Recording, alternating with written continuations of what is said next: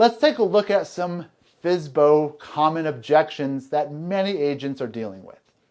But before I get going, I'd like to share a quick video of Rick. He's a member that shared some of the objections and how he handles them. That's a good one that I hear. Well, we're not really in a hurry. I'm sure you're not. However, you've got a sign in the yard. You're advertising on Zillow, on Craigslist, on Trulia, and you're doing an open house today. So there is obviously some level of motivation here. So say you diffuse that, okay? We've had a bad past experience with a broker. Well, I'm sure you have. There are a lot of realtors, just like in any industry, you can have a bad experience. However, if you'll give me a few minutes of your time, I'd like to show you there's an opportunity to have a good experience, okay? We can't afford to pay a broker 6%. Okay, how much can you afford to pay? What would you be willing to pay? What's wrong with asking just basic questions like that? We've done this before. What market was that in? You know, was that here in this market, or when was that? Because, you know, things have changed over the years. And do you think you saved money by doing that? Did you discount the property since you didn't use a broker? And if you did you discount your savings away and take on all that liability yourself? I mean, but you don't want to challenge them. I think the mistake a lot of brokers make are they say, you need a broker, you can't do this on your own. And that people are still doing that. That is not going to work in today's market. Do not take that approach. As you see there, Rick really breaks it down. Diffuse the objection. Ask basic questions. Don't be afraid to ask those basic questions in order to dig deeper. Don't challenge them. Don't build resistance and use some of these traditional one-liners that actually degrade them and build resistance. Be relaxed. Let them talk. They're going to give you information that's going to be very helpful for you. Don't have canned scripts. I really like how Rick pointed out that those things that so many agents we get caught up in just because we think everything can be canned and it's the words we say. It's not just that. So much more of how we listen, how we carry ourselves, and how we present ourselves that will speak to our trust, to our rapport, to our credibility, much more than even the words we say. Now let's look at the four main reasons, four main objections that many agents are getting from FSBOs. I've done this before. I've sold a house before in my old town and it worked just fine. Why not again? Had a bad experience with another agent. Unfortunately, that's very common in our industry. I can't afford to pay a commission. I got to buy this house over here and the numbers don't add up. Or we're not in a hurry. We're just going to sell FSBO. I don't care how long it takes. We're in no hurry. So there's a couple things to break down these objections. And the exciting part is you can take this formula and you can move it over to any objection you're getting. Let's look at the I've done this before objection. Ask questions. What have they done before? What was the market like? You'll find out there's so much more to the story. Was it a different market? Was it a hot market? Did the house sell for the value that it was worth? Did they have last minute inspections that cost them a lot of money and they had to credit the buyer? All sorts of things. This is what we're doing, is finding the smoking gun. We're trying to find the smoking gun as we ask those questions. Now, when we find the smoking gun, we're going to highlight and expose it for them to see. So say they had, a buyer credit they had to put in last minute and it was, $5,000 and they had a lot of repairs. When they tell you that, bring it up. So I hear you had this last minute expense, and they'll expound on it more. And they're probably adding it up in their head that, wow, it cost me like $20,000 between the repairs, the maybe 2 more mortgage payments I had to do. Then I had to credit the buyer. Highlight that for them and just let it sit there. Okay, we discovered a pain point. We just want to let it sit there. We don't want to throw it up in their face quite yet. We're going to do it more strategically. Give them a moment to feel the pain. Next, you can insert a script that says, you know what, if I could sell your home, you didn't have those pain points. If you didn't have to pay that amount of money, maybe it would be worth it to look at your other options. Planting doubt in their mind. And I'll get into that more in a minute. Number 2 is a bad experience. Ask questions.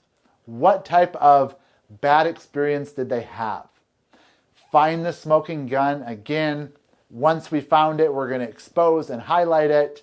They're going to discover the pain point. We're going to let it sit there. And then we're going to have a call to action script, which I'm going to show you here in a minute. Number 3, we can't afford to pay a commission. Okay, why? You're going to ask all these questions. Maybe they'll tell you that their house they're buying, they need every dime. You're going to find the smoking gun, expose it, discover the pain points, that if they don't sell their house here, they have more mortgage payments, etc. So once you have asked questions, discovered the smoking gun, exposed and highlighted it to them, the pain points there, now you can use this same script, and this can go into the end of all of these objection handlers. Mr. Home Seller, I understand. Obviously, you guys, you need to net the most amount of money in order to buy the house in Texas. Correct? And they'll say, yeah, of course. Again, we're understanding them. We're kind of rubbing the pain point in. Now, if we could help you get the property sold today in the next 30 days, get you guys to Texas, you can still net the same amount of money, get an offer in that home, at the end of the day, have everything done with no headache. Would you consider interviewing us now? Home seller is probably going to be like, perhaps, maybe, I just want to make sure I net them out of income. I don't want to pay commission. They'll go on. Right. You want the most amount of money, correct? Yes. These small little inserts, you're letting them answer. You're making sure they feel heard. Now you're going to want to get to an appointment. If you're on the phone, Mr. Home Seller, can we meet today or tomorrow, 5 or 6 o'clock, whichever works better for you? And we're going to go over all the numbers to make sure that you can get what you need to net here, get that offer in the home in Texas, not have the 2 other mortgage payments going on, whatever it is. All these pain points are going to tie into a bow. Tie it into a listing appointment. A lot of times the home seller is going to say, okay, I guess, why not? If you can get me in there with what you're saying, it sounds intriguing, and you get the listing appointment, and you get the listing. Now, another thing, this is just the end part of the script that I'm sharing with you. First, you need to ask questions to figure out what's really going on. Find the smoking gun, expose and highlight the smoking gun, discover the pain point so they can have that aha moment. I never thought of my payments here adding up. I never thought of this home selling that I want to buy. I never thought that maybe you can help me out on a commission, exchange here for the home I want to buy and make the whole thing happen. They didn't think of these things. And so if you can build on it, ask the questions, find the smoking gun, and then insert this script, which I'm going to share with you. This is when you can customize the script to fit them, to fit their needs. You're not just having a generic script. Again, this works for our number 4 most common objection. We're not in a hurry. Ask questions. Find out, what the time frame really is. Expose the smoking gun. They may think, hey, I can sell and buy right away, or I can move right away. No, you have inspections, you have disclosures. The deal might fall apart. You want a backup offer. They didn't know these things. Again, find the smoking gun, expose it, highlight it, so you can give them that aha moment that if I don't do something soon, it's not going to be good. Then insert the script part, make it your own with a call to action to get them to set up a listing appointment with you But again, this is tied back to their specific pain points, so it's personalized. So I'd be leery of any script where you just follow a script and you don't develop a dialogue. Because those are one-sided scripts, I can perfect a script. And then I can go out and I can give it to person over person, and it can be a beautiful, beautiful script. But if it's not a dialogue, if it's not customizable, if it's not personalized to them, it's really useless. It's a beautiful presentation, Mr. Realtor, but I don't see it. I don't need it. Have a good day. It's not about just a beautiful presentation. It's about getting them to feel the pain, expose the smoking gun, give them the aha moment, and get the listing. Now I want to share a couple more common objections. This is one that was sent in from a member of ours, David Allen. Check this out. I've had and I'll be creative as can be.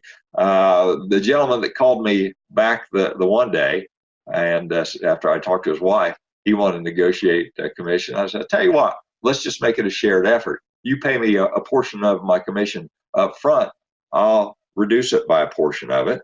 And this is where we'll be. And I'll only do a 3-month listing agreement with you. That way you're not locked into it. And he had a very, very unique home. It took about 4.5 months to sell it.